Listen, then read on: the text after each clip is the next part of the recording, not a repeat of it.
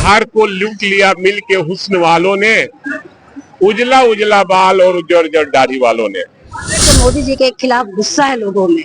जिस तरह से कल ये रोड शो किए, आज पूरा पटना को जाम कर दिए गुरुद्वारा में पूजा करने के नाम पर।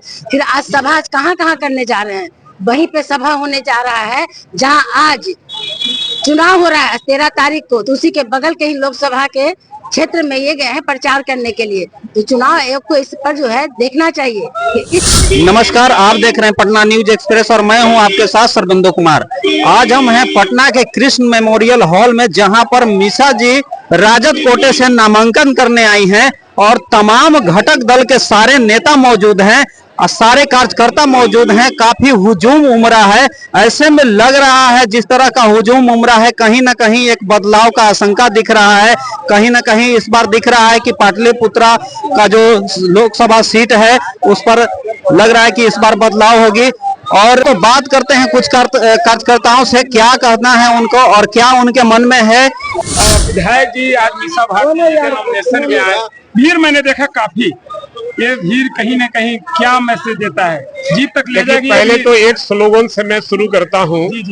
देश और बिहार को लूट लिया मिल के हुस्न वालों ने, उजला उजला बाल और उजर उजर दाढ़ी वालों ने। तो देश की जनता, बिहार की जनता ये साफ समझ रही है कि लोकतंत्र समाप्त करने वाला ये बीजेपी एनडीए के लोग हैं, संविधान को खत्म करने वाला ये एनडीए के लोग हैं, देश में महंगाई बढ़ाने वाले एनडीए के लोग हैं, देश में बेरोजगारों को नौकरी नहीं दे सका उसका नाम है एनडीए है, और देश की पूंजी को, मान देश की संपत्ति को सारे पूंजीपतियों को अडानी अंबानी के हाथों बेच रहे हैं। इसलिए देश की जनता ने तय कर लिया है कि इस बार एनडीए को हटाना है और इंडिया गठबंधन की सरकार बनाना है। इसलिए ये बिहार है और बिहार की तरफ सब देश की जनता देख रही है, और बिहार जब जब अंगड़ाई लेता है देश में परिवर्तन होता है।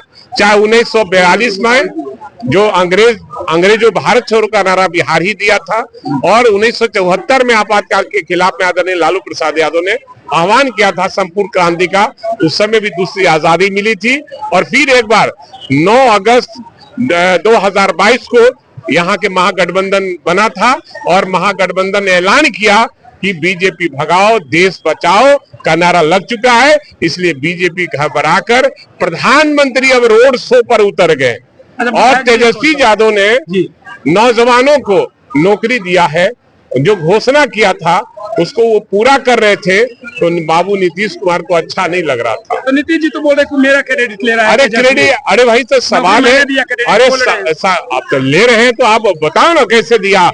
आप पहले और 15 साल थे तो क्या कर रहे थे, और ये तो 17 महीना में इतना दिए। तेजस्वी प्रसाद जो नौजवानों का आइकॉन तेजस्वी प्रसाद यादव हैं, और देश की जनता के जो दर्द है उससे कम दर्द है उनको, जो अपनी कमर में दर्द है। वो कहते हैं कि देश की जनता का जो दर्द है उससे हमको कम है, देश की जनता के दर्द को हमको छुड़ाना है और बीजेपी को भगाना है, देश बचाना है।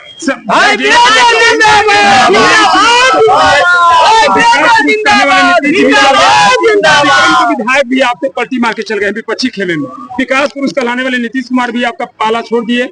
देखिए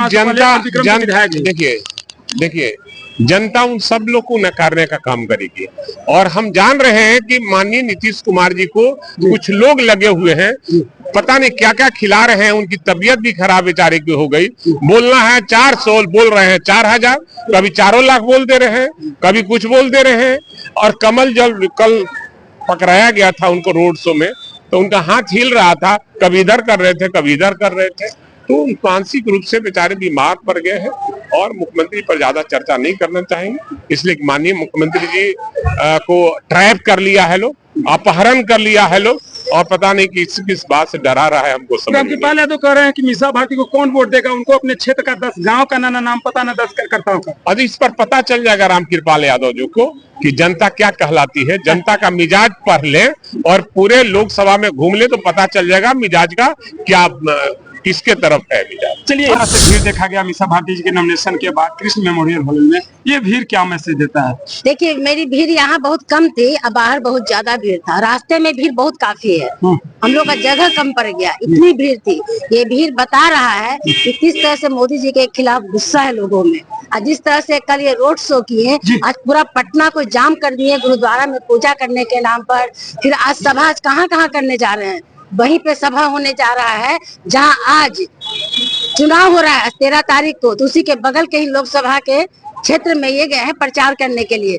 तो चुनाव आयोग को इस पर जो है देखना चाहिए कि इस तरह का कार्यक्रम नहीं लगाना चाहिए। आज कितना अस्त व्यस्त हो गया, हम लोग का कितने लोग सड़क पे रह गए। तो ये आप पूर्व जिला पार्षद भी है नवबतपुर के, तो क्या कहिएगा जिस तरह से आज भीड़ देखा गया मीसा भारती के नॉमिनेशन में, ये भीड़ क्या मैसेज दे रहा है? ये भीड़ मैसेज दे रहा है कि ये परिवर्तन की लहर है जो 10 साल में एक पाटलिपुत्रा क्षेत्र में 10 साल में रामकृपाल भैया ने कोई काम नहीं किया, उसकी लहर है कि इस बार परिवर्तन कर करके मीसा भारती को रिकॉर्ड मत से जिताने के काम करेंगे। और हम लोग क्षेत्र की जनता है, पूरा जन सैलाब है, पूरा जन सैलाब है कि एकदम जनता उतावला है कि कब वोटिंग आ जाए कि हम लोग वोट दे करके अब मीसा भारती को जिता दें। आप जानते हैं कि देश में इस बार जो है, अगर इस बार देश परिवर्तन नहीं करेगा तो फिर कभी चुनाव नहीं कराएंगे मोदी जी। इसलिए नहीं कराएंगे कि वो एक छत्र राज हो जाएगा उसका। और फिर अमित शाह के कहना है कि एक प्रधान एक विधान और एक निशान। इसका मतलब क्या है? हम लोग जानते हैं कि जब 2029 का समय आएगा तो फिर वो कभी चुनाव नहीं कराएंगे। इसलिए परिवर्तन की लहर है, परिवर्तन आएगी और जनता पार्टी, भारतीय जनता पार्टी को उखाड़ करके फेंकेंगे हम लोग और तभी सांस लेंगे हम लोग। अरे भाई, मीसा भारती जी चुनाव जीत चुकी हैं, कहीं कोई शंका नहीं है। आपको दिख रहा है जिस तरह से जन सैलाब उमड़ कर आया है नवंबर में। हर एक जाति हर एक धर्म के लोग उमड़ कर आए हैं। तो निश्चित ही अत्याचारी सरकार नरेंद्र मोदी की गुंडागर्दी की सरकार खत्म हो चुकी है, समाप्त हो चुकी है। और मीसा भारती जी पाटलिपुत्र से संसदीय चुनाव जीत चुकी हैं और राहुल गांधी जी का प्रधानमंत्री बनना निश्चित। लेकिन जिस तरह से भीड़ का आप हवाला किए, ऐसा ही भीड़ रामकृपाल यादव के नॉमिनेशन में। रामकृपाल यादव जी का इस तरह से भीड़ था, आप कौन नजरिए से देखते हैं? रामकृपाल यादव जी का हॉल सेंट्रल है, यहाँ देख रहे हैं हॉल के 5 गुना लोग बाहर है, रोड पर चलने की जगह नहीं है। और भीड़ ज्यादा गांव देहात से बहुत लोग आए नहीं कि भाई इतनी गर्मी है, उसके बावजूद इतना लोग पहुंचे हैं। और साधन संसाधन की व्यवस्था, उसके बावजूद जो जन सैलाब उमड़ा है। और पाटलिपुत्र की धरती पर निश्चित है कि मीसा भारती जी चुनाव जीत चुकी है, ये आप देख रहे हैं। कल नरेंद्र मोदी का रोड शो भी पटना अरे में 1 तारीख को चुनाव है, 12 तारीख को रोड शो हो रहा है। इससे पता नहीं चल रहा है कि बिहार उनका बुखार उतार चुका है। बिहार उनका बुखार उतार चुका है। पूरे देश में संदेश जा चुका है कि भारतीय जनता पार्टी की कुकृत्य जो है सामने आ गए है जनता की, और भारतीय जनता पार्टी की सरकार समाप्त हो चुकी है। लेकिन चाहे रामकृपाल यादव नरेंद्र मोदी तो करे कि इस बार भी 400। अरे उनके कहने से क्या होगा, वो झूठ बोलते हैं। हमारे नेता राहुल गांधी सच बोलते हैं, यही अंतर है। रामकृपाल यादव और नरेंद्र मोदी जी झूठ बोलते हैं। तो ये लोग तो साहब झूठा बाजार है ना भाई, झूठ और भ्रम की खेती इन लोग की है। ये लोग तो झूठ और भ्रम की खेती है। और हमारा 5 न्याय गारंटी योजना और एक गारंटी हमारे राहुल गांधी जी दी है, एक गारंटी कि नरेंद्र मोदी जी इस देश में प्रधानमंत्री अब नहीं बनेंगे। डॉक्टर मीसा भारती के नॉमिनेशन में आए हुए बड़ी संख्या में लोगों को मैं जो है पाबंद करता हूं और जो उन्हें जो है धन्यवाद।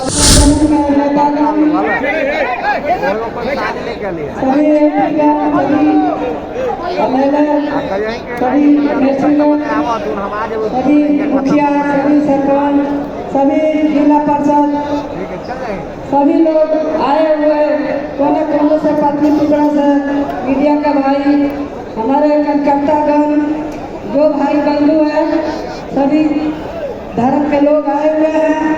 और सभी से मैं ये अपील करना चाहती हूँ कि आप लोग मीसा भारती के पाटलिपुत्र से जिताने का काम करेंगे।